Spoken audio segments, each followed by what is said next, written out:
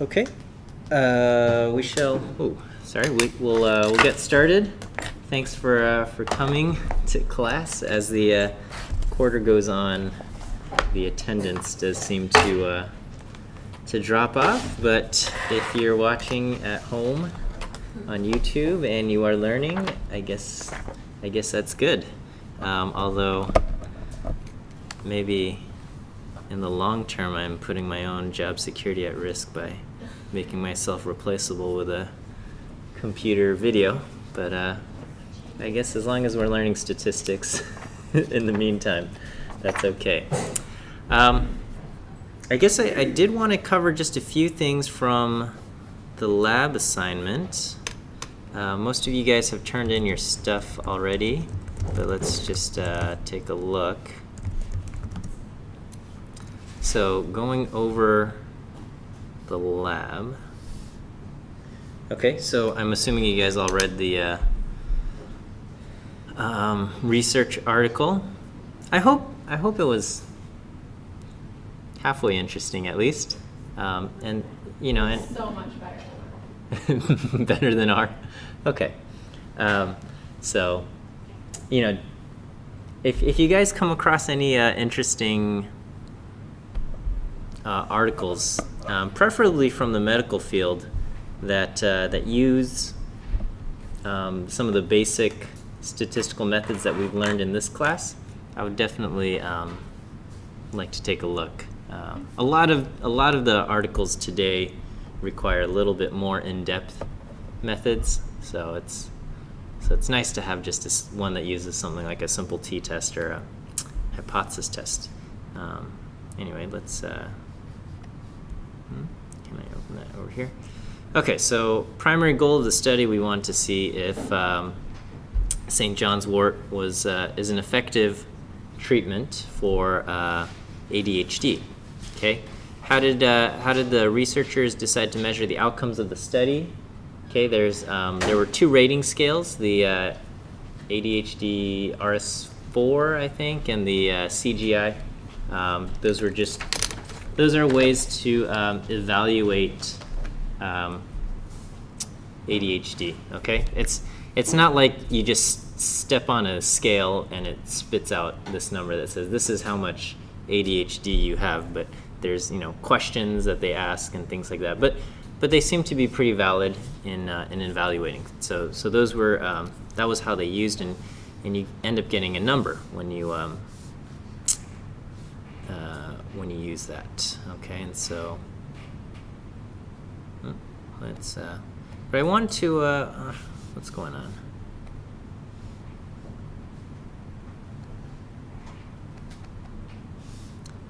Okay. Let's see. Maybe I'll have more luck over here.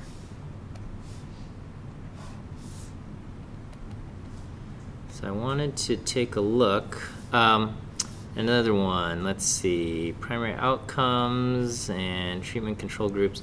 Okay, so we had a placebo and a treatment group that received the actual St. John's wort, and they randomly assigned people to the treatments, so randomization was properly used. You have this table of baseline characteristics, and this is to show that through the randomization process and whatnot, your two groups are very similar to one another, okay? Because ideally in experimental settings, everybody is under the same set of conditions and initial treatments, with the exception of the one thing that you're looking at, okay? And so what we see here is that, they give you confidence intervals and all of this stuff, but basically, are the two groups similar? We have approximately, approximately the same percentage of male, approximately the same percentage of this and that. I mean, they're not exactly identical, but they're pretty similar in terms of the characteristics in our groups. Okay. And then we want to. Looking at our results, we have a few different things, okay? And so we looked at They looked at hyperactivity and inattentiveness, okay? And we see p-values for a whole bunch of these things, okay? And so we see at baseline, is there a difference between the placebo group and the St. John's wort group? 10.3 versus 11.8, our p-value is 0.34, indicating that there's not a significant difference at baseline when we measured these things, okay? Inattentiveness, 15.6 versus 15.8, not a significant difference, okay? But then and at the end of week 8, we're looking at, we go from 10.3 down to negative 2.0 and 11.8 down, I'm sorry, not the difference, 10.3 down to 8.3 and 11.8 down to 10.0, okay? And so the difference between the measures, is there a difference between the differences, okay? So, if we look especially at this total thing where we've combined hyperactivity and inattentiveness, okay, when we look at the confidence interval for the placebo group, okay, at baseline we were at 25.9. Let me zoom in even a little bit more here. Okay, so at baseline we were at 25.9. At the end of the study we were at 20.7, which indicates a difference of a decrease of 5.2. Okay, and when we create a 95% confidence interval, that confidence interval goes from negative 9.4 to negative 1.1. Okay, so our confidence interval does not contain 0, indicating that there was a significant change from baseline to week 8. Okay, and that was for the placebo group. If we go to St. John's wort, we see something similar. Baseline we were at 27.6. At week 8, we ended up at 23.22. Okay, indicating a difference of negative 4.4. The confidence interval goes from negative 7.9 to negative 0.9. So 0 is not in this interval. So also we have evidence that there is a difference between baseline and week 8. Okay, so both placebo and St. John's wort showed improvement. You take St. John's wort, there is improvement in the measures of ADHD symptoms. You take placebo, we do have significant improvement in ADHD symptoms. But if you compare the improvement between St. John's wort versus placebo, negative 4.4 versus negative 5.2, is that difference significant? And getting a p-value of 0.76, the answer is no, the difference itself is not significant. You have a question? I was going to ask, so since there was an improvement in both, does that mean that perhaps just the act of taking something maybe made them think? Yeah. So what we're seeing here is we're definitely seeing a placebo effect, right? We are seeing, you just give them something and you say this is supposed to help your ADHD, and we see that happening, okay? We can't explain exactly what's going on because it's just a placebo, so it's not, we don't have a medical explanation behind this other than the fact that in a clinical setting we are seeing significant improvement in that the improvement is not 0.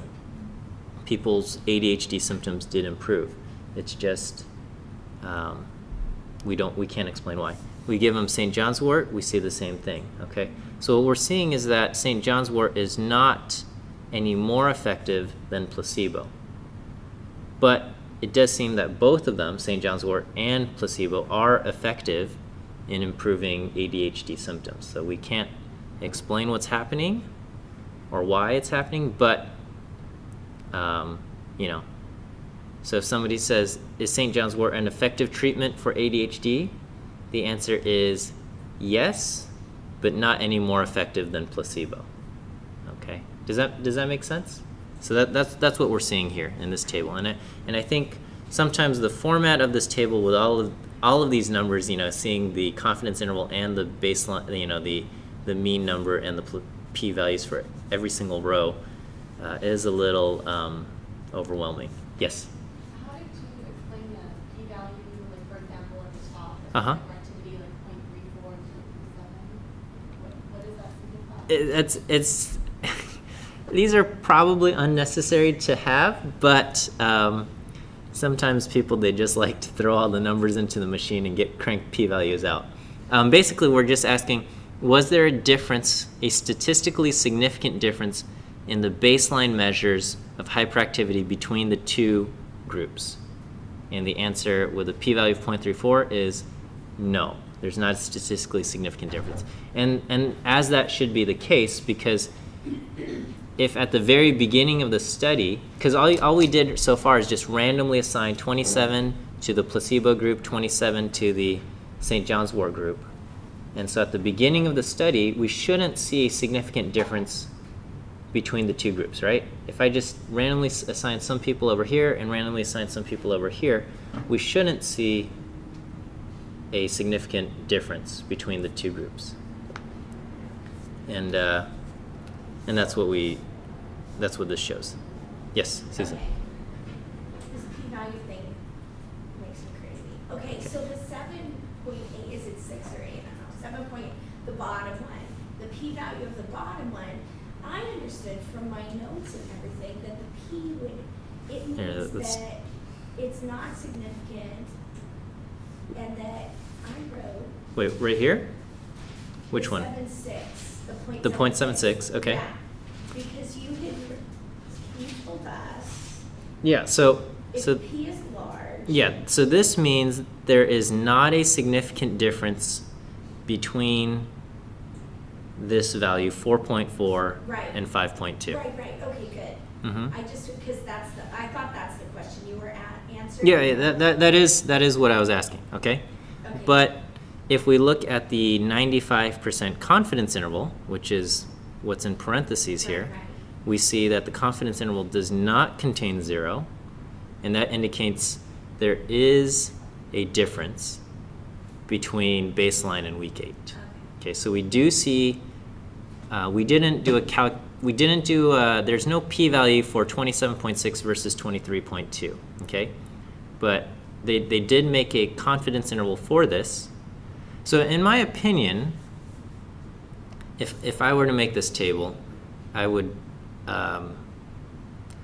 probably get rid of these confidence intervals because they seem a little confusing, and I would get rid of these p-values and just keep these p-values, and I would get rid of these ones to indicate. Let's look at maybe even this one. Just create the confidence interval for the difference, and then create a p-value also be for the difference, because I think those are really the only measures that matter. But I guess it's not a crime to create more confidence intervals than necessary. Yeah. I was gonna ask you that some of the tables here look sometimes a little overcrowded in terms of. Yeah, that's a common problem in a lot of medical journals, or just journals period, is you'll have a table and it's full of a bunch of numbers. Okay, I would say the ones that are most interesting are, this value, the difference between baseline to week 8, and especially this total number. Okay, and then and these p-values comparing the difference between baselines, or comparing the difference between differences. Yeah. And also, when you had a question about demographics. Yes. Table, Over here. Sometimes the journals will have two groups and then the p-value showing there is no significant difference between. Yeah, they could have created a p-value. A lot of times they do. Is that a good practice to predict? Good practice. That's a difficult thing. Is it necessary? No, it's not necessary. Okay. Sometimes we get over-eager with throwing p-values on everything, and but then you could say, is there you might see something where they calculate the p-value for 9.7 versus 9.9, and you get something like 0.85 or something. Okay, and this indicates through random assignment did we happen to get a weird random assignment that produced something large versus small here? Because remember, if you read the article, and most articles should explain how they've assigned people to the different treatment groups. Okay, even if it's just a simple statement of we randomly assigned people to the two groups, that should be somewhere in there. And so if they truly did random assignment, there shouldn't be a need to kind of prove that the two groups are similar, okay? Because the random assignment should take care of that. But I suppose, if you wanted to be overly, err on the side of caution, you could randomly assign your cases and then do all of these checks of baselines, okay? And maybe from random assignment you happen to get like 8.2 over here and 10.8 as the average age, and then when you do your p-values you get like 0.02 or something like that, okay? And that would just mean the random assignment happened to produce a weird case where one sample had a high age and the other sample had a low age, okay? And you might say, well, let's do the random assignment again just so we can avoid this problem, okay? And so sometimes people will random again until it's like they're satisfied that it's really random, Like here it seems like male in placebo were like less than. if you're Yeah, doing some- right. male, 51.9 versus it sounds like 74. that ADHD is sex dependent in certain aspects. Yeah, I suppose we could have done a chi-squared test to see is 14 significantly different from 20, because if it was randomly assigned, we should see like 17 each of these, okay? Could it have had to do with like I know people dropped out during the, or is that people did drop out, But then but I read, so they did the week thing with, To make sure that- and then people dropped, but I did read that there were like 3 or 4 people that dropped out. yeah, I forget. It's been a while since I It's on read through the whole. It's the very first thing. It shows you all the attrition. Oh yeah. Yeah, sure. So. So, Well, yeah, so they did all of these things, and then so finally at the end, they had 54 people, and they randomly assigned, and a few of them discontinued, okay? It's, who knows?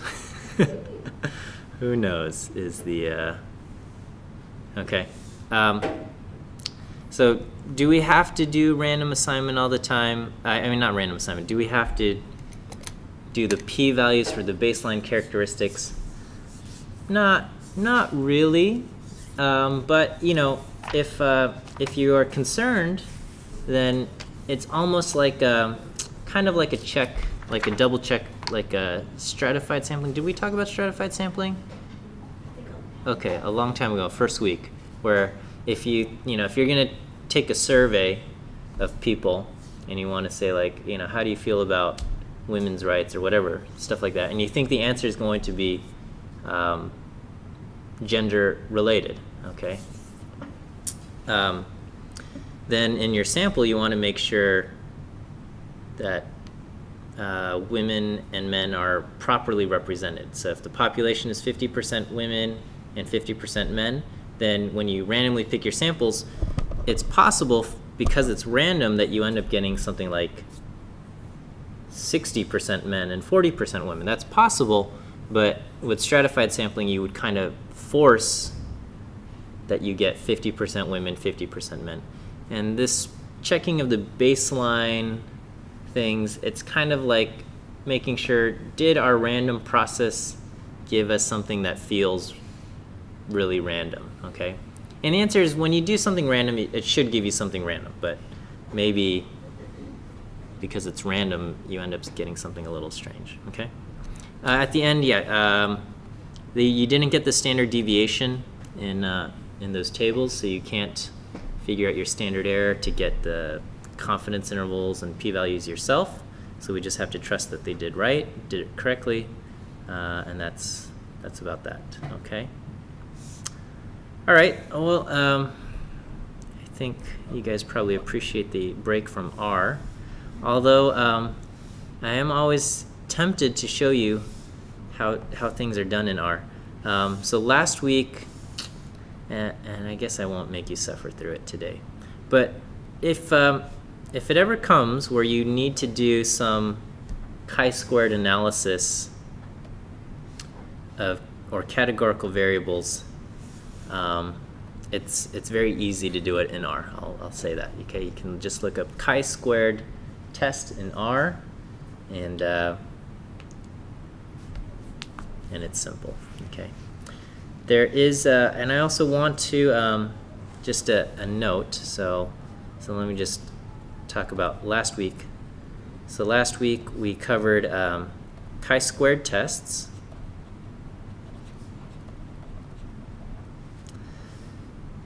And really last week was all about statistical inference for categorical variables.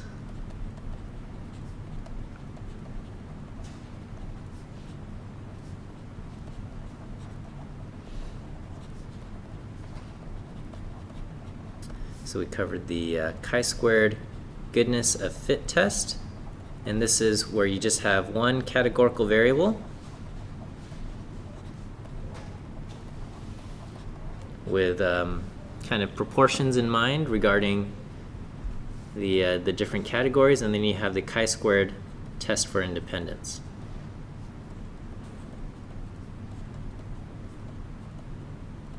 And this is to test for a relationship between two categorical variables.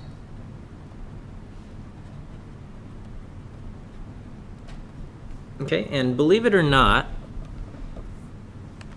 there is an underlying central limit theorem assumption. Okay, so the chi-squared distribution, nobody asked where this came from, but the chi-squared distribution is technically comes from the squaring of a normally distributed random variable. Okay, so we'll just say it comes from a normal random variable that is squared. Okay, and so underlying these tests, there is a central limit theorem assumption. Okay, so there is a central limit theorem kind of assumption under the chi-squared tests. Okay, because central limit theorems kind of justifies the use of the normal distribution. Okay, and there is one condition, and that is the when you do the chi-squared test, we always come up with expected values or expected counts, right? And so there is a condition in order to use the chi-squared test, and that condition is all expected counts must be over 5.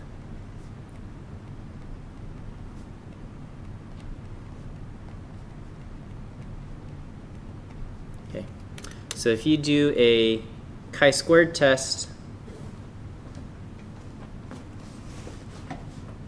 and the expected counts are under 5, the answers you get using a chi-squared test will not be accurate. Okay, so for example, let's say you're doing a chi-squared goodness of fit test.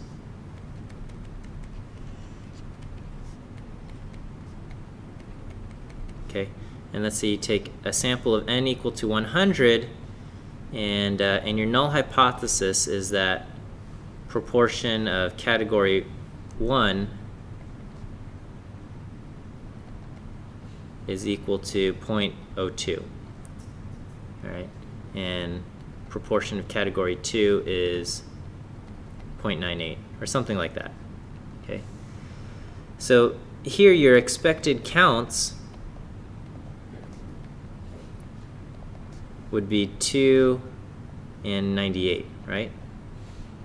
2 for category 1 and 98 for category 2. Okay, and so because this expected count is less than 5, that presents a problem, okay?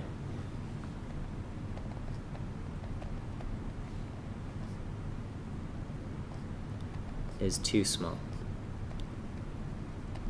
Okay, so I'm not going to teach you how to do this test by hand, but in a case like this, what you would want to use is a non-parametric test called Fisher's exact test.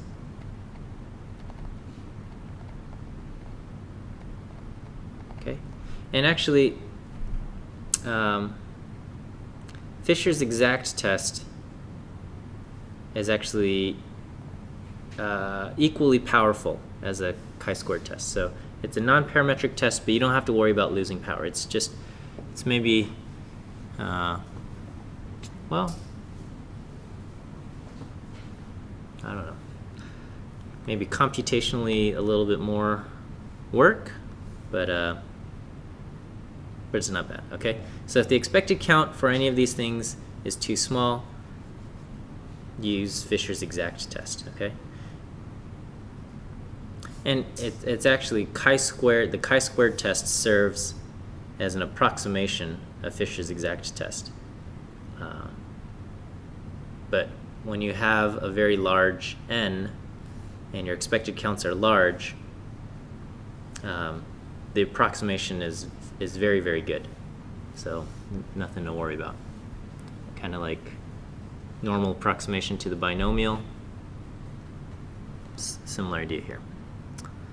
Okay, so anyway, I just want to let you know that Fisher's exact test exists. It is briefly mentioned in, I think, chapter 10 in your textbook.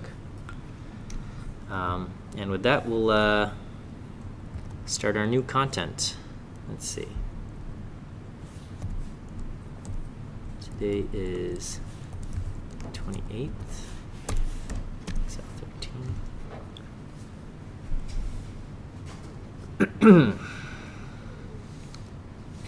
Okay, so today we're working in chapter 11. And the topic we are covering is ANOVA. Okay? ANOVA stands for analysis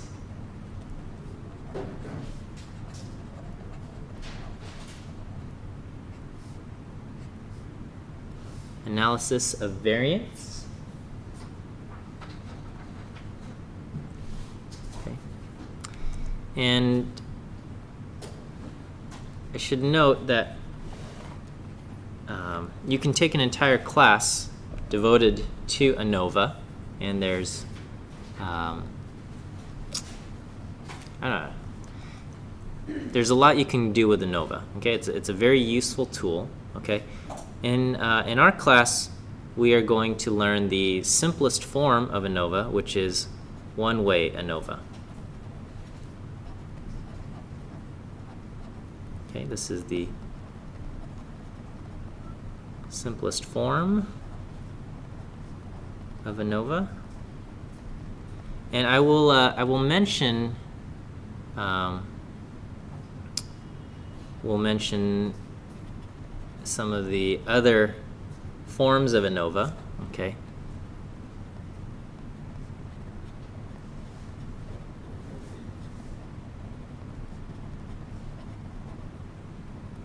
But in terms of doing calculations, we're really only going to learn how to do calculations for one-way ANOVA, okay? And we're going to do the calculations by hand. And again, just like everything else in this class, the truth is that in a modern setting, we rarely do statistics by hand, okay? But you're learning all of these these classical methods and doing these t-tests and things like that by hand. The point of Lab 3 was to kind of demonstrate that you can do all of these t-tests and things like that on the computer, hopefully with relative ease. You just kind of punch in the codes, and if you can get the code right, it'll give you the p-values and the test and the results, and because you did it by hand, you know how to interpret those results. Okay. Same type of idea here. We're going to learn how to do some of these things by hand, but truth be told, if you ever do ANOVA, it will probably be done on the computer. But you'll see the same kind of, the computer will output some things that we're going to generate by hand here, and I think by doing it by hand, you'll gain an appreciation for the computer output. Okay, so when do we use ANOVA? All right, so let me actually pull up these old lecture slides. And where did that, is that this one? Okay, so we talked about our different hypothesis testing things, and we have, so last week we did the categorical response with the chi-squared, confidence intervals, and chi-squared test for independence. Okay, and prior to that we did t-tests. We learned about the independent case, the paired case. We also did Wilcoxon-Mann-Whitney for the non-parametric. Okay, so here we're going to have a numeric response, categorical predictor, and if you have more than 2 groups, then you will definitely have to use ANOVA. You can use ANOVA when you only have 2 groups, okay? But generally, if you only have 2 groups, a t-test is sufficient and easy enough. But if you have numeric response, categorical predictor, and more than 2 groups, that is definitely when we want to use ANOVA, okay? So we use ANOVA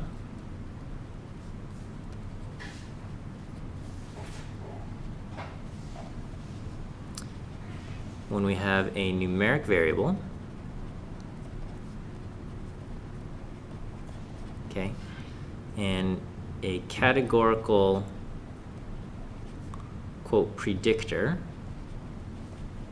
or just multiple groups. Okay, with 2 or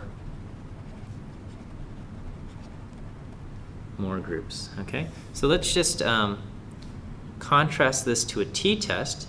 So with the t-test, your null hypothesis was mu1 is equal to mu2. Okay, in one-way ANOVA, okay, let's say we have 4 groups. Okay, so we have 4 different groups. Each sample represents, you know, a different population. So 4 groups, 4 populations, right? So with one-way ANOVA, your null hypothesis is mu1 is equal to mu2, which is equal to mu3, which is equal to mu4. Okay, so t-test, do the 2 populations have the same mean?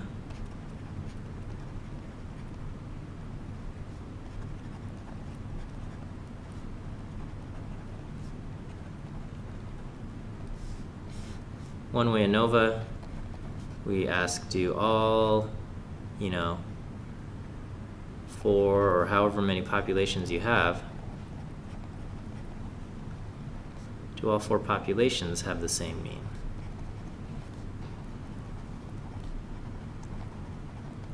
Okay, so we're using it in a very similar context as the t-test, except with the t-test you could only have 2 populations or 2 groups. With ANOVA you can have more than 2.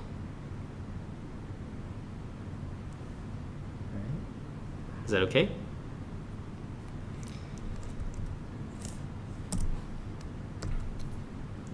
Okay, and so here's the idea is that, you know, you've got, you know, population 1, population 2, population 3,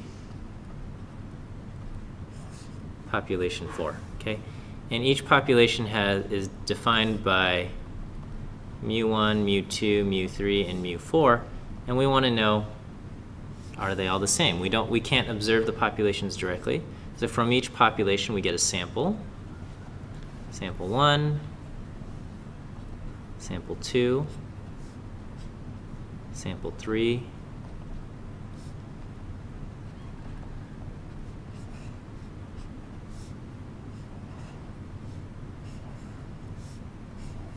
okay, and each of these samples produce y bar 1, y bar 2, y bar 3, and y bar 4. Okay, so of course,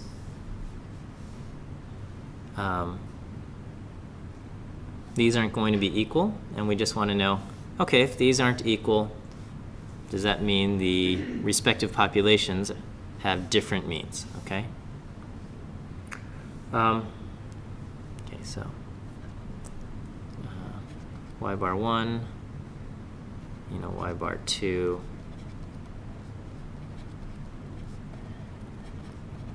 not be exactly the same.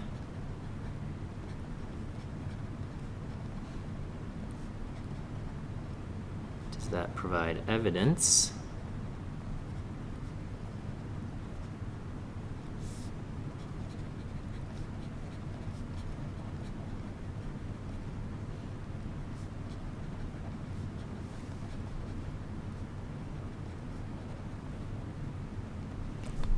Okay, so does that provide evidence that the populations have different means? Okay, but also remember that, in sample 1, we're observing individual values, right? We get, y1, y2, y3.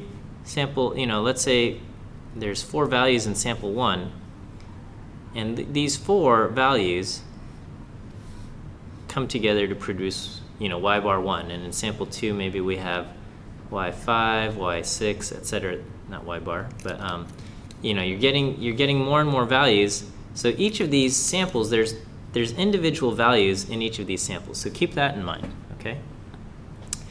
And so this is where we get the idea of the analysis of variance, okay?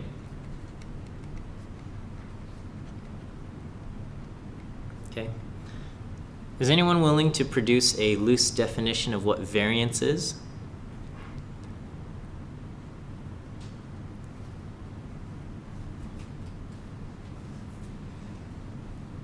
So we say the standard deviation is the square root of the variance, but do you guys remember what variance is? Okay. Well, so it's a measure of spread, right?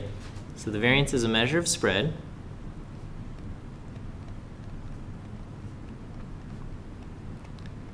Meaning all the data points don't have the same value, right? The data, all of the data points are different. I mean, some might be the same, but all of the data points do not have the same value.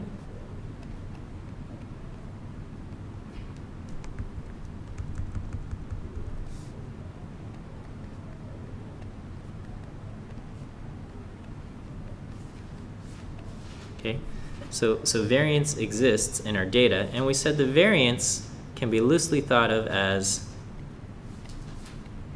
the, quote, average squared distance from the mean.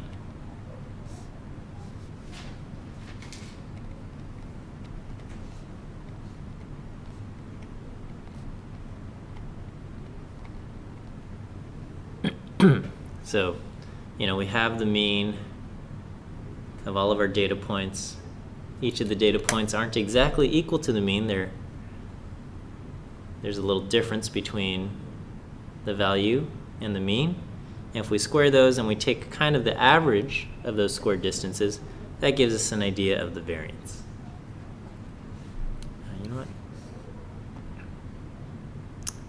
I always forget to disable this.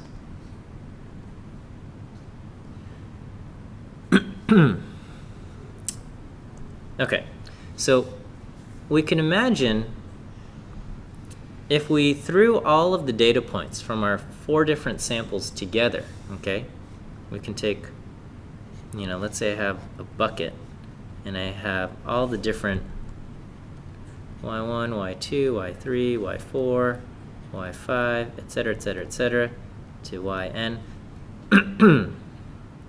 I'll call this n dot. This is, consider this all of the data points from all 4 samples. All the data points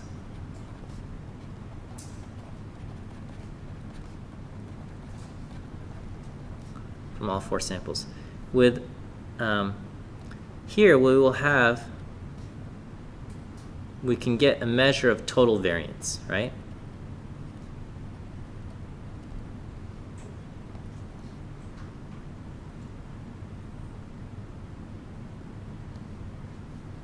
We can get a measure of the total variance of all of our data points. What we want to do is we want to split up that variance. And this is where the analysis of variance comes from, is we're going to take that variance and we're going to try to split it into 2 parts. Okay? One part, which is the one that we're interested in, is variance because they're coming from different populations. Something just happened.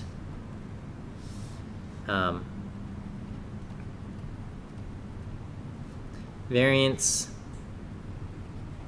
due to population differences.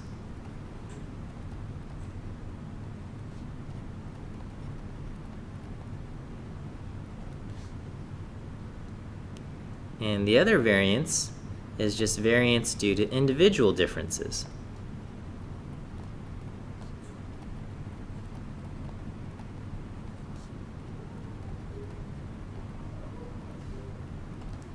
Okay? So you can think of it this way. Let's say we have a room full of people and we measured everyone's height. Okay?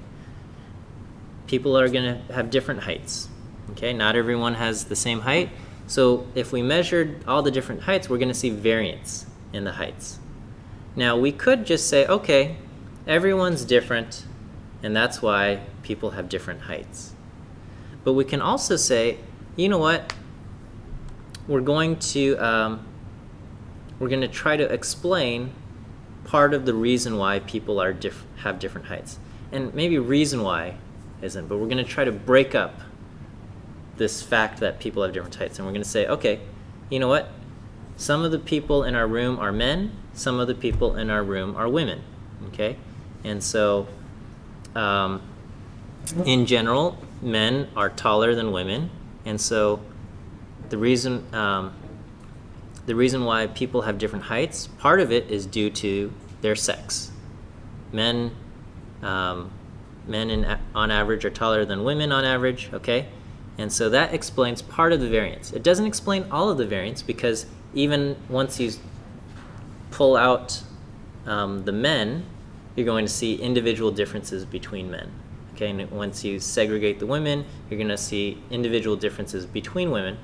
But the fact that there are differences between the sexes explains part of the variance. Okay, and that's what we're trying to do. Is we're trying to rather than just saying, because this total variance basically just says everyone is different, and we can't explain anything beyond that. Okay, we're going to try to split those differences, or split that variance into 2 parts. Part of it being due to the fact that they belong to different groups, and part of it due to the fact that people individually are different. Okay, and so if we did the analysis of variance that way, splitting it up between genders, we will see that sex does make a difference. Okay. On the other hand, let's say someone says, "Oh, you know what? Part of the reason why people have different heights is based on whether they are left-handed or right-handed." Okay. And so we try to, you know, if somebody hypothesized that, we can split up the group into people who are left-handed and people who are right-handed, And what we would see is that handedness does not do a good job of explaining height differences. Okay? We're not going to see left-handed people in general being taller or shorter than right-handed people. We're going to see handedness does not do a good job of explaining height differences. But if we split it up by sex, we would see that sex does play have a significant effect. It doesn't explain everything, but it does play a significant effect. Okay, and so there's always going to be some individual differences that cannot be explained. Before we get into ANOVA, I want to kind of counter the idea of doing multiple comparisons. Okay, so the problem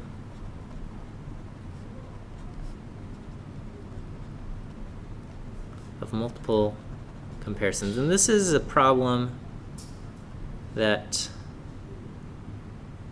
has not been solved. Okay, it has existed in statistics for many years, and there's no there seems to be no good solution to this problem. And what it is, you know, so think back to our problem. Let's say we have 4 groups. Okay.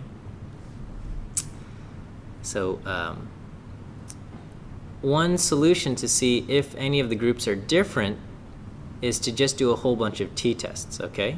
So if we, you know, we want to know if any of the groups has a different mu. Okay, so one approach. So if you before you learned of the existence of ANOVA, one approach is to do multiple t-tests. Okay, you would do you would do mu1, is that equal to mu2 versus it not? Then you would do mu1 versus mu3, and you would do mu1 versus mu4, and you would have to do a bunch of these, right? Mu2 versus mu3, mu2 versus mu4, mu3 versus mu4.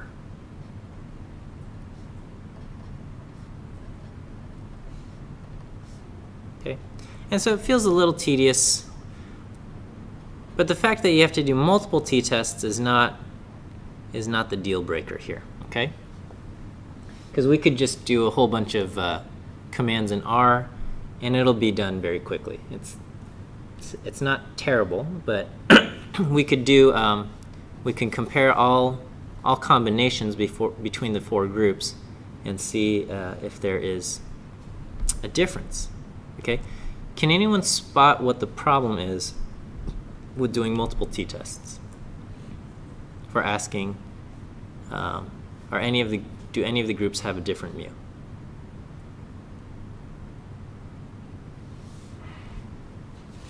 Okay, so let's say you do each test with alpha equal to 0.05.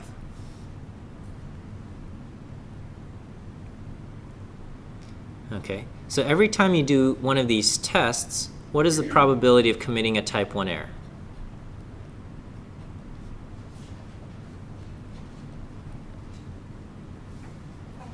5%, right? So for each test,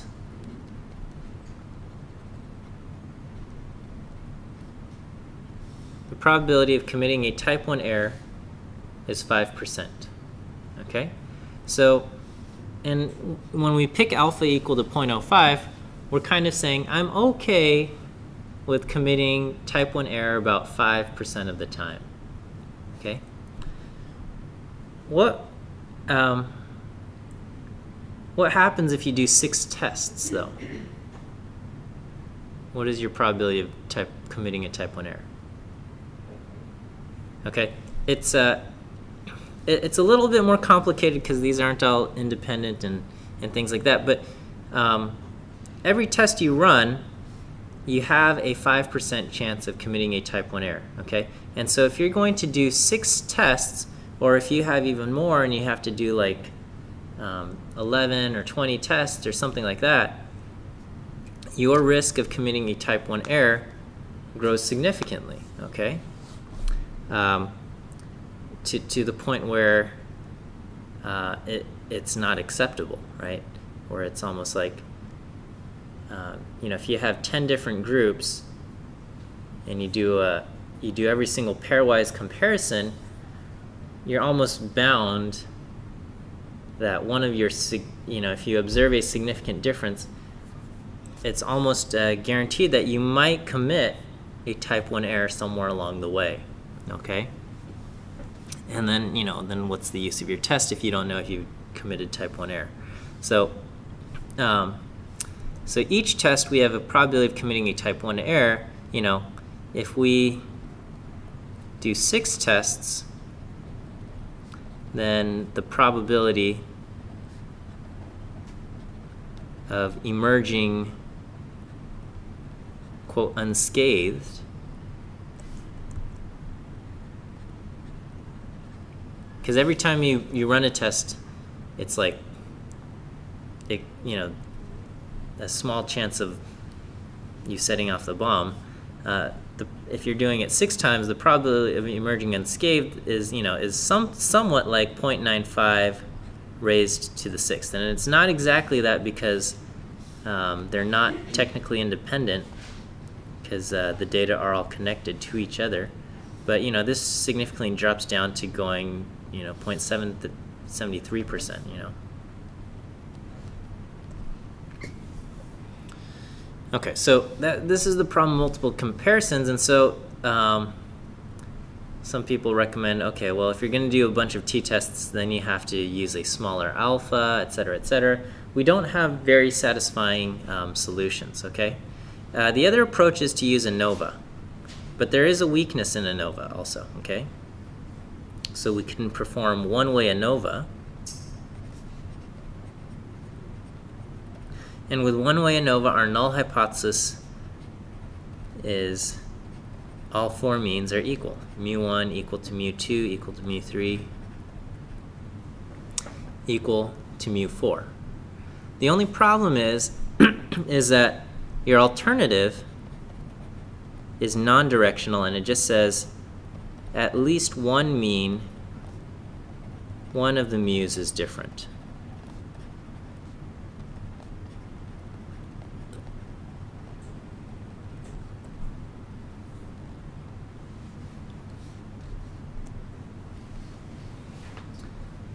Okay, and so at the end of ANOVA, you might reject your null hypothesis, but it will not tell you which group is the one that's different.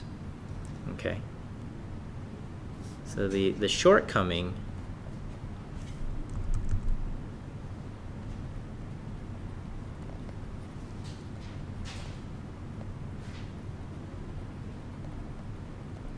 of ANOVA is, you know, if you reject the null hypothesis,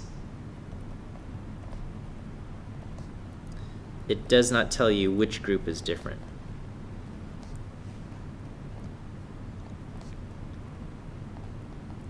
Which group has a different mu.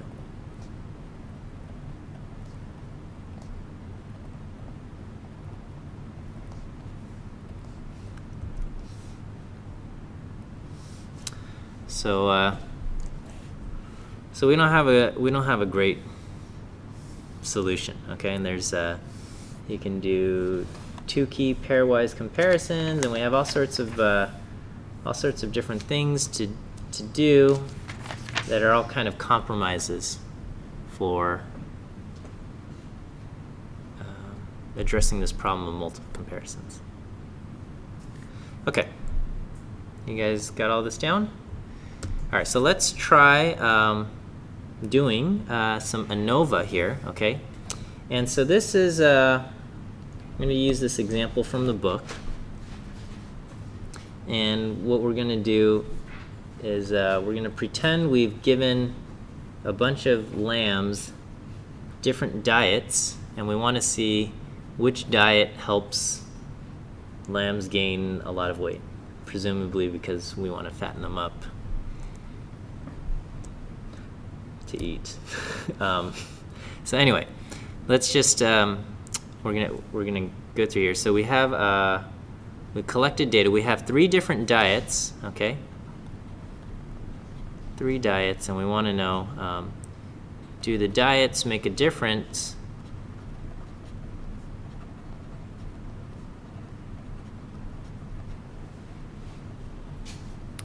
in the amount of weight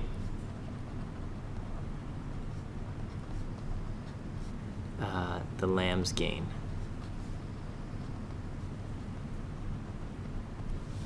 And so this is our table of data that we have.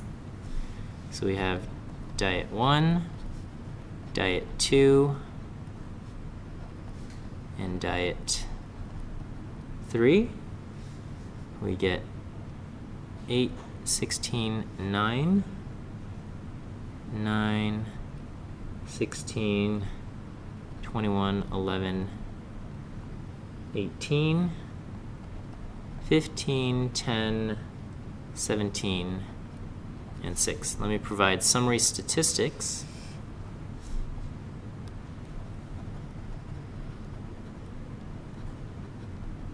Okay, so we have N, Y bar, and S for each of these. 3, 11, 4.359. We have 5, a mean of 15, and a standard deviation of 4.95. A mean of 12, and a standard deviation of 4.967. Okay, so this is our data table.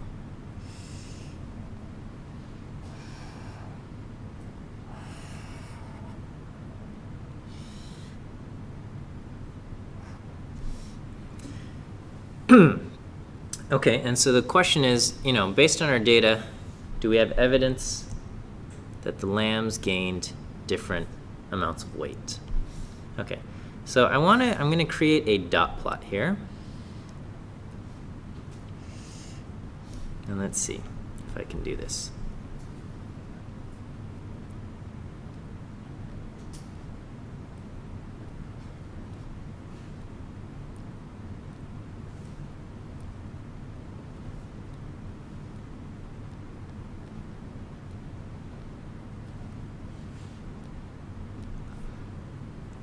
Okay, and I'm going to say this is diet 1, diet 2, diet 3. And here I'll just I'll throw them all down here also. Okay, so I'm going to just draw dots for each of our data points. So I've got 5, 6, 7, 8. So I have a dot at 8. A dot at 16, and a dot at 9, and I have 9, 16, 21,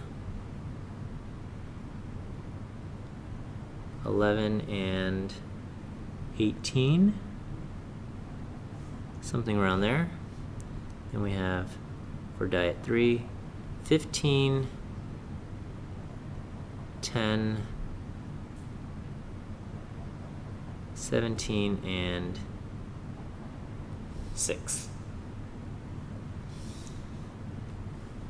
Maybe I'll put little pencil marks here.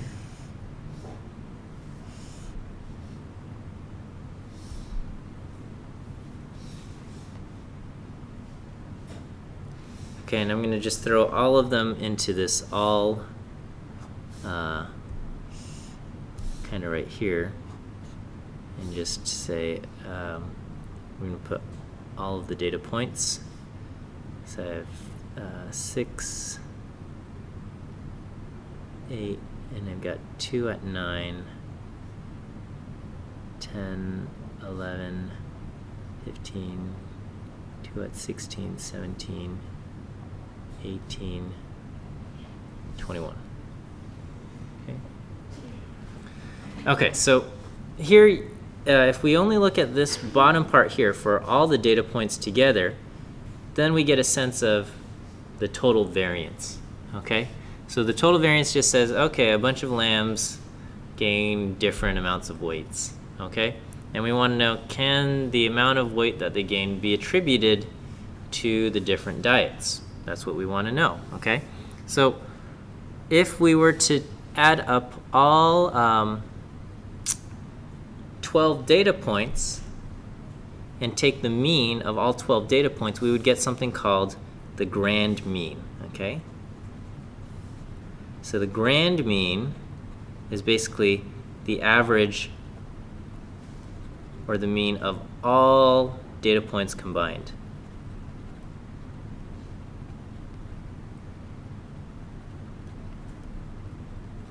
Okay, so in this case, I would take all 12 data points and divide by 12, which would be 156 divided by 12, and I get 13. Now, that's easy to do if we have all of the raw data points available, but a lot of times you will only have the summary statistics. So how can we recover, how can we get the grand mean if we only have the summary statistics? Okay, well, one way to do this is I can say, well, the mean of my 3 data points is 11, and I had 3 data points here, so I know from this that these 3 data points add up to what? 3 times 11, 33, right? So I can do n times y bar and add them up for all of the groups. And then I can divide by all of the n's together. Okay, and so the symbol that we use for the grand mean is y double bar.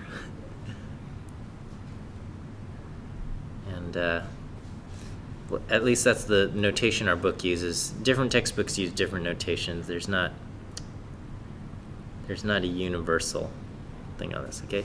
So I do 3 times 11, 5 times 15, plus 4 times 12. Okay, and that gives me 156, and I divide by 3 plus 5 plus 4, which gives me 12. And let me just write in big capital red letters, do not say y double bar is equal to 11 plus 15 plus 12 divided by 3. Okay?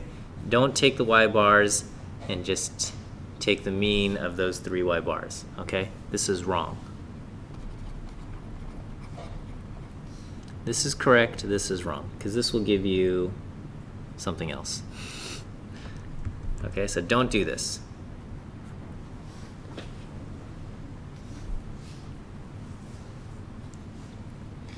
Okay, so I'm going to just put a little vertical line here indicating where 13 is. 10, 11, 12, 13. Okay, so this serves as the grand mean. This is y double bar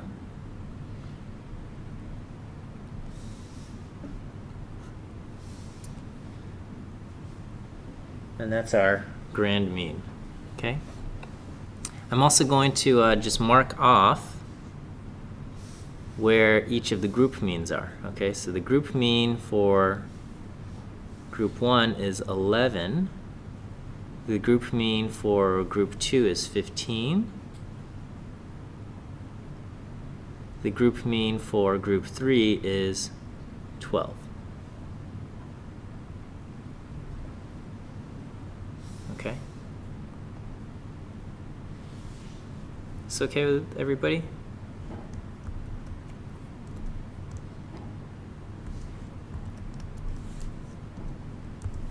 So I'm going to go on. Let me just get rid of this stuff over here.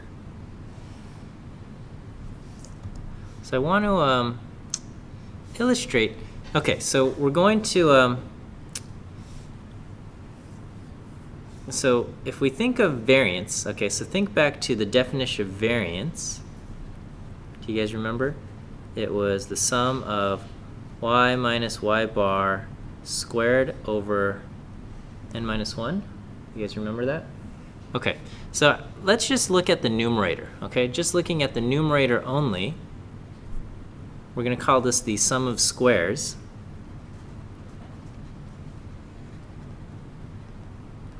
This is y minus y bar squared, okay?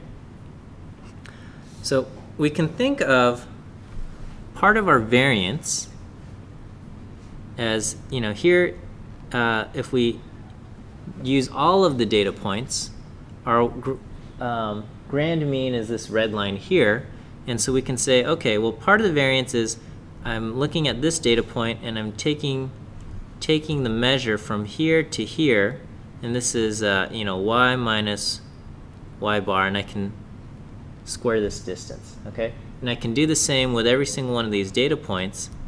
I go, okay, we're gonna find y minus y double bar, and I'm gonna square that distance, and I can add all of those up for every single data point, okay? And that will give me the total sum of squares here. Does that make sense? Okay. Now what I want to do is I'm going to try to split that up and say, okay, let's break up for this data point. Let's take a look at this data point here, okay?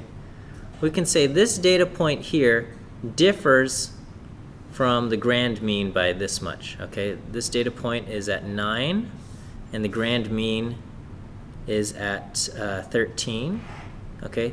So it differs from 13 by 4 points, okay?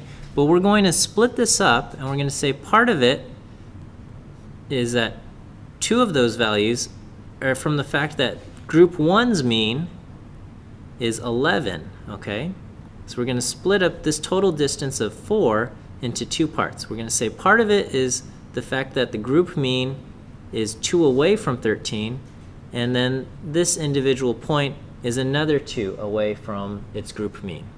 Okay, so we're going to say this sheep, the amount of weight it gained was only 9 versus the grand mean of 13.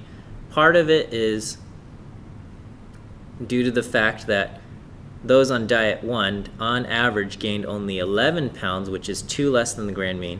And this sheep in particular gained less than the average of its group and gained only 9. Okay? And then when we look at this guy over here, you know, this guy gained 16 pounds, okay? And we're going to say, okay, you know, this total distance is 3, but actually we should be quite impressed that he gained 16 because he's in group 1, and group 1 on average gained 2 less than 13, and he gained 1, 2, 3, 4, 5 more than his group's mean. Does this kind of make sense, what I'm trying to do? If it all feels like, well, why are you doing all of this? But we're basically trying to split up and say, this guy over here, he gained 16, and rather than just saying, well, that's 3 more than the grand mean of 13, we're going to say his group on average gained 2 less, but he did 5 more than that, okay? It'd be kind of like, well, I don't know. All right, it's like the Jamaican bobsled team, right? Because this is a terrible analogy here, but you know, to go to the Olympics and be a bobsledder is an impressive feat to begin with, right? You've got to be above the general population, okay? But then to be from Jamaica and go and be on the bobsled team, that's even more impressive because you know, we think of Jamaica as not having, well, other than from movies and stuff, we don't think of Jamaica as a place where people would be practicing bobsledding. Okay, and so for a team from Jamaica to make it into the Olympics is even more impressive. And so we have, we look at our points that way. Okay, we say, well, that group, the group where this guy comes from, on average is down here, but he's more impressive than the rest of the group. Meanwhile, over here, he's far below what our grand mean is, but we can say, we can attribute part of that to the fact that the group is down here anyway. Okay, so we're splitting up our variance into two parts. Okay, so we're going to split our variance into sources of variance. Whoops.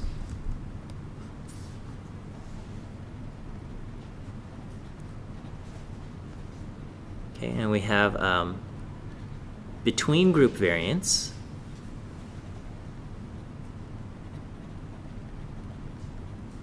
Okay, and this is the variance, the part of the variance due to the fact that the groups are different.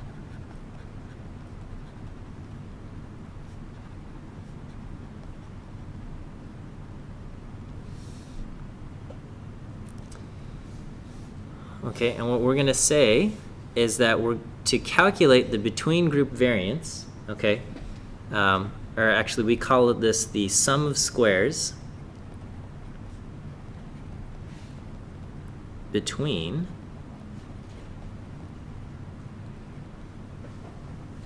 so the sum of squares between is equal to each group's mean y bar minus the grand mean y double bar, and we're going to square that that difference. Okay, so I'm just saying 11 is 2 away from 13. That's all I'm saying right here. The group's mean is 11, the grand mean is 13. It's 2 away from 13. We're going to square it. Okay, but we're going to do it for all 3 data points, so I'm going to multiply it by the group's count n. Okay, but then I do this same thing for all 3 groups. So I do a summation here. Okay, so when we plug in numbers, it's going to look like this. So I'm going to say 11 minus 13. This group mean for diet 1 is 2 away from 13. I'm going to square that distance. So I get 4. And I'm going to multiply it by 3 because I've got three lambs in diet 1. Okay, but I want to do this for all 3 groups. So I go to the next one and I go to group 2. Group 2's mean is 15. 15 is 2 away from 13 as well. Okay, so I do 15 minus 13. I square that difference, and I say, oh, I've got 5 data points in group 2. And I do also for group 3, and I say group 3 is at 12 minus 13. Its group mean is only 1 away from the grand mean, but there's 4 data points there. Okay, and so sum of squares between ends up being 3 times 4 plus 5 times 4 plus 4 times 1, and I get what? 36. So the sum of squares due to the fact that the groups are different, or between the groups, is 36. And so we might abbreviate the sum of squares between.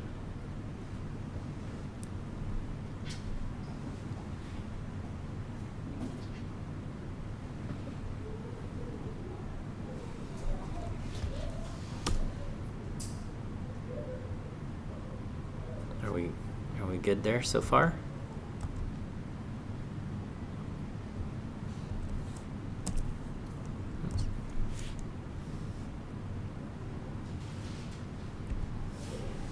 Let me so that's the between group variance, okay? And then we're also going to have the within group variance.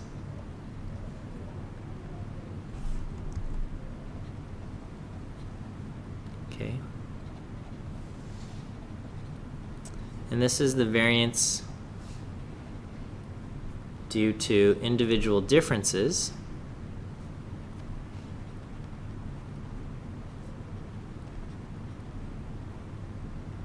within a group.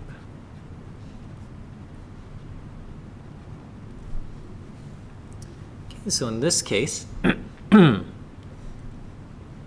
the within group variance, okay, we're going to get the sum of squares within. We're going to just take each data point and see how far it is from its own group mean. Okay, so we take each data point and we take its distance from its own group mean and we square that difference. We're going to do it for all points within a group, and then we do it for all groups. Okay, so you see a double summation. Don't be intimidated, it's just so for all points in a group,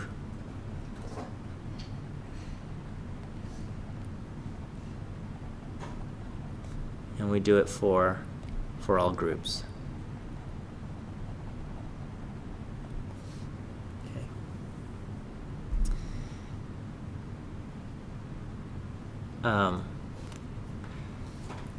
We can only do this if we have all of the individual data points, okay? Because it requires that we know each value of y, which in our example we can see it, but in many times you're only provided with the summary statistic, okay?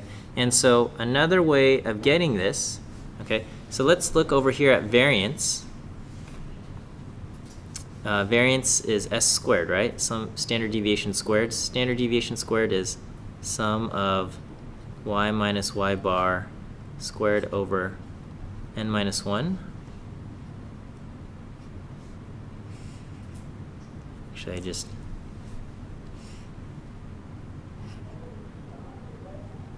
Okay, and so you notice, what do we have in common?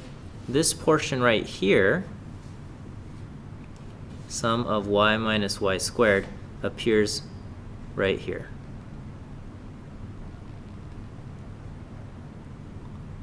Okay, so I can get that just by multiplying both sides here by n minus 1, and I can do n minus 1 times s squared is equal to y minus y bar squared.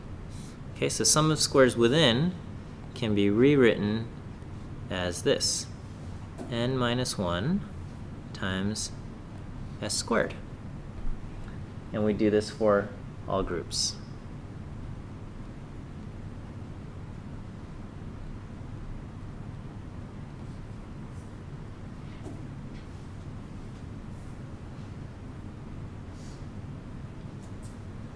Does that seem reasonable?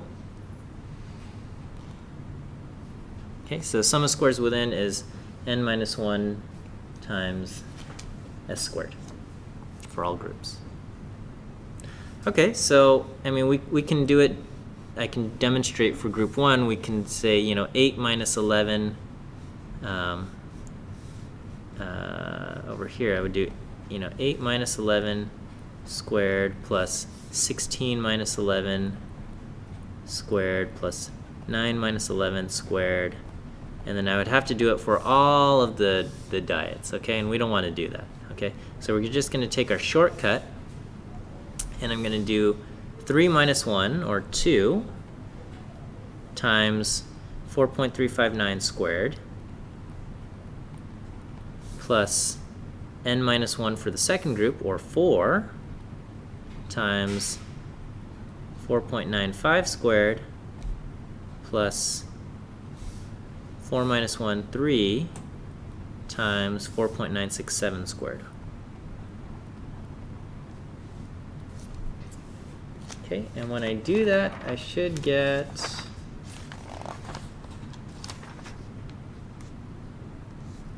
210.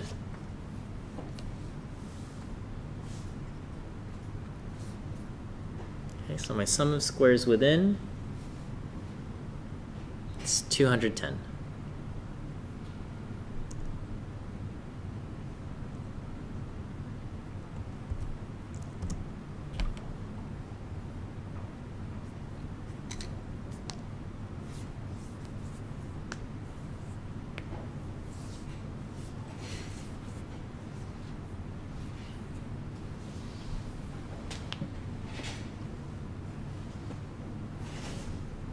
Is that okay?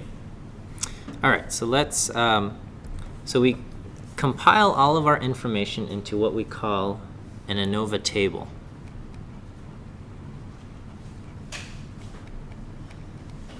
Okay?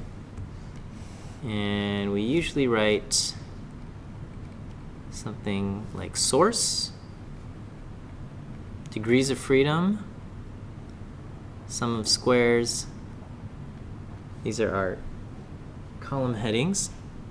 Okay. The source will be What was the last one? MS, and I'll explain. So MS for mean squares. So we have between and within. The within is also called the residual.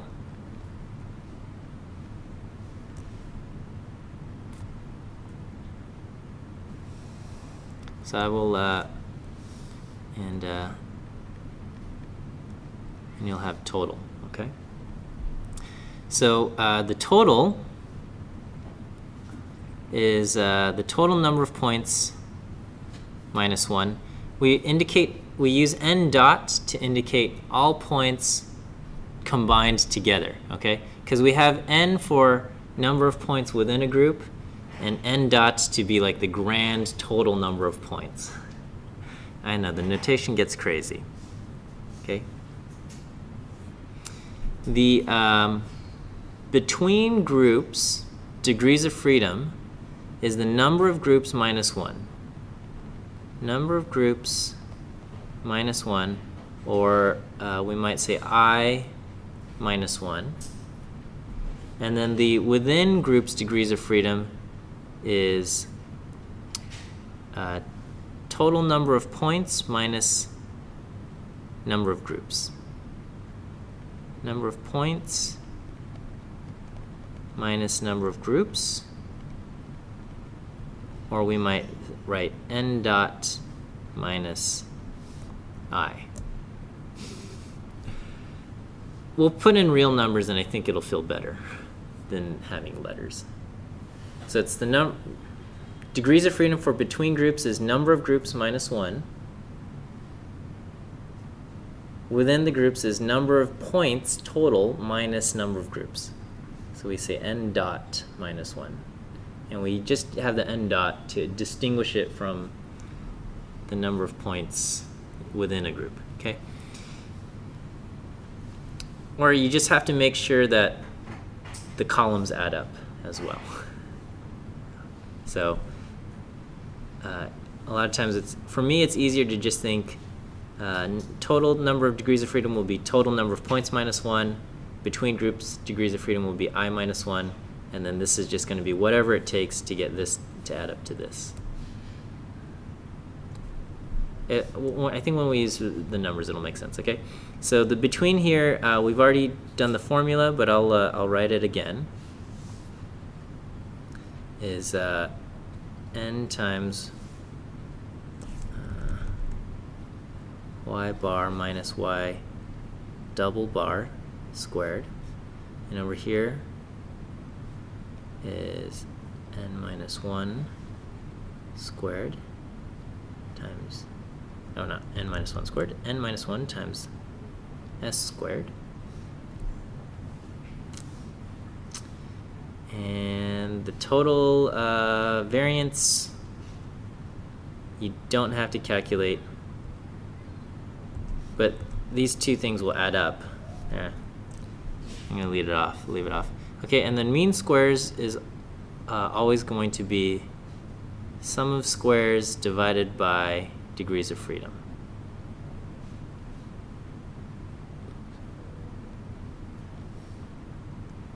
Okay. You might have another column called F, and it does not exist for the residual row. And the F is the mean squares of whatever row you're in. So in this case, it's the mean squares between divided by the mean squares of the residual row. Okay, so that's why you will never have it for the residual row, because that's just going to be 1. Yes? So when you, under the MS, when you put the SS, Uh-huh. is that the... Yeah, you the take... SS between and then the SS within on the bottom, right? Right. You just take whatever the sum of squares is in this row divided by this. Or between... Yeah, okay. yeah. So... Just double checking. Right, okay. So using values from our example,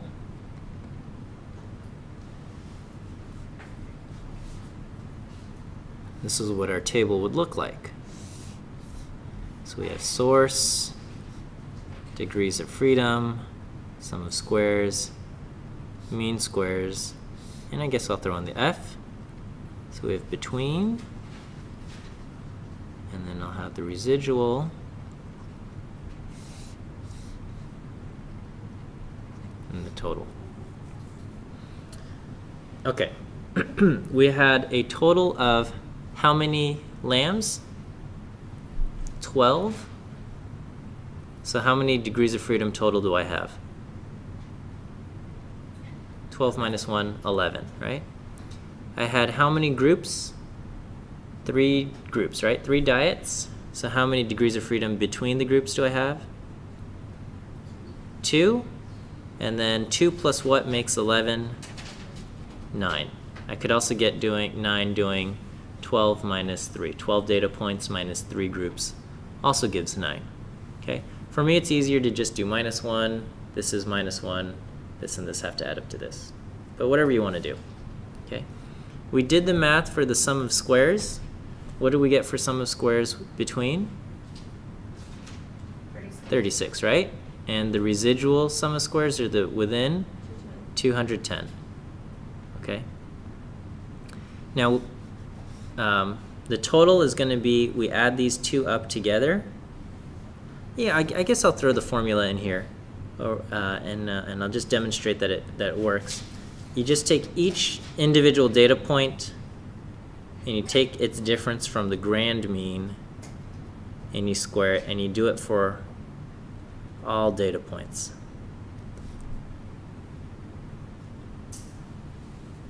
Okay, so our total sum of squares is 246. The mean squares is going to be 36 divided by 2. We take sum of squares divided by degrees of freedom. So the mean squares is 18. And I do 210 divided by 9. I think that's 23.333. Okay. And the F is going to be 18 over 23.333. So my F is 18 over this, 0.7714.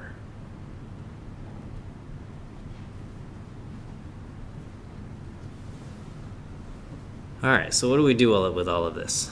Okay, so this is our ANOVA table.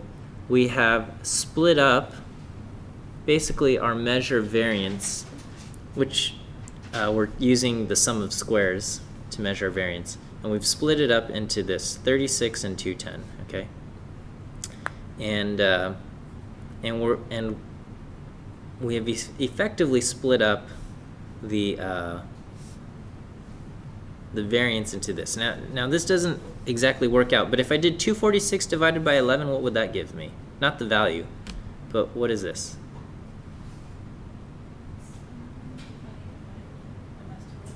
That's the overall variance, right? So if I did this is actually the variance, because the variance is, you know, each data point minus the mean over n minus 1, right? Except now I've pooled them all together and all 12 data points. So technically 246 divided by 11 is my total variance, 22.333. 363. This is the variance of all 12 points. And then square root is the standard. Yeah, and that would be the standard deviation, okay? Now, the mean squares don't add up, okay? It's all funny. But, you know, we've effectively split it apart into two parts here, okay? And we want to know, you know, does the between squares, does the between group variation contribute a significant amount to the total variation? That's what we want to know. Okay. So to answer that question, we're going to use this value f as our test statistic. Okay. But let's just flip back a slide. Okay. All right. So this is our kind of our dot plot. And what would you say? Would you say the fact that the lambs were in different diet groups, does that explain a whole lot of reason why the lambs gained different amounts? No, it just seems like there's just a lot of variation in weight gain to begin with, right? Like all of, diet 1, lambs gain more or less, diet 2, lambs gain more or less, diet 3, lambs gain more or less. It's hard to explain. At least with 12 data points, we don't really see anything. Now, if we had two different groups, and one group was down here and the other group was over here, that would seem to explain a good amount of the variance, okay? That would be at least significant in explaining the different amounts that the lambs gained. But as for the different diets, it doesn't, okay? And so we expect that the answer to our question will be an insignificant amount, okay? And so we'll do the relevant hypothesis test here. Okay, so the hypothesis test for one-way ANOVA. Okay, with our 3 lambs, or 3 diets, our null hypothesis is mu1 is equal to mu2 equal to mu3, and the alternative is a very generic non-directional at least 1 mu is different from the others.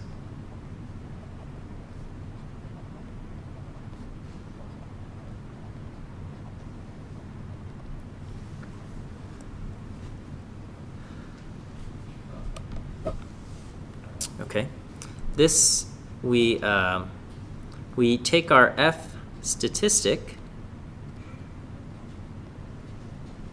and I've already forgotten it, but what was it? 0.77714. Okay, and we're going to look this up in the F table. Okay.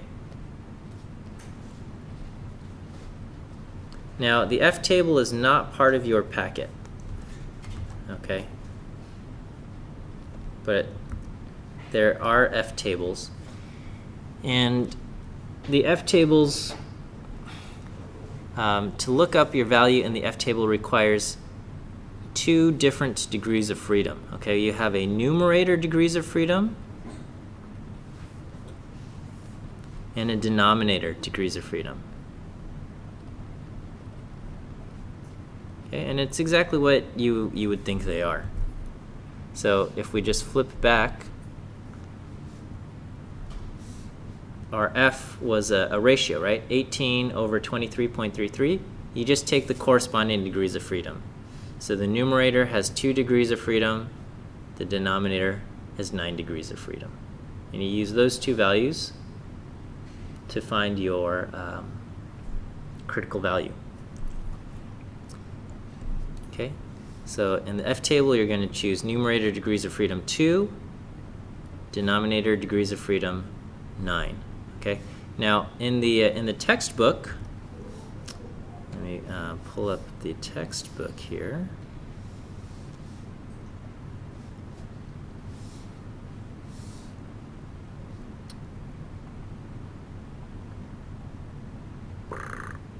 So the textbook, there's actually and this is why I did not include the. In the fourth edition.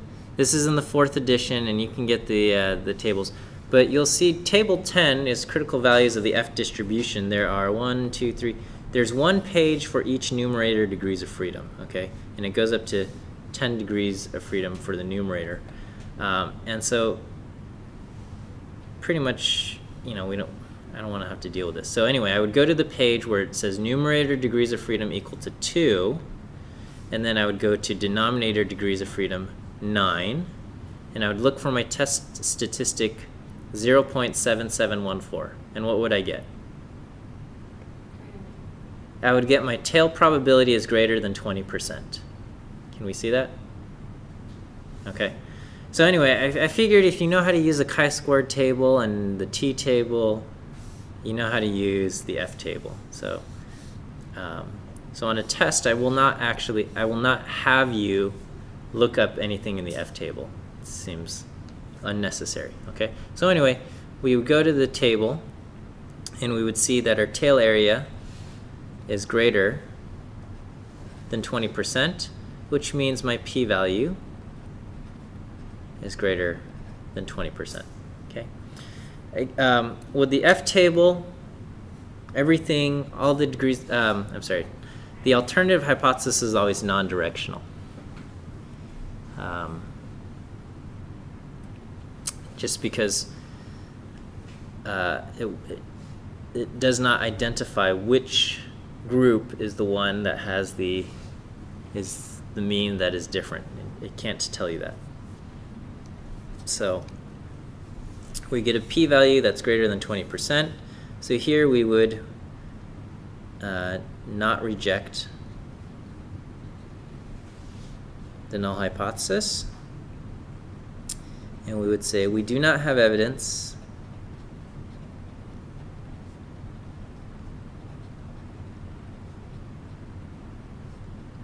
that the different diets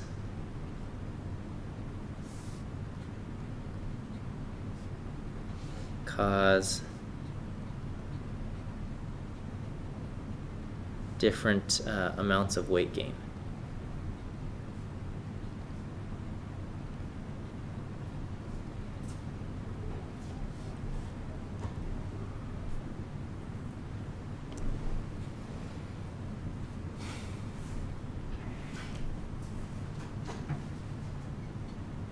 Cool? All right. Do you guys need a break, or should we keep going? If we keep going, we might just finish a little early today. I don't know. Or you want a break? I'm going to take a break. If you want to keep going, that's fine. Okay. You know what? Let me, I'll just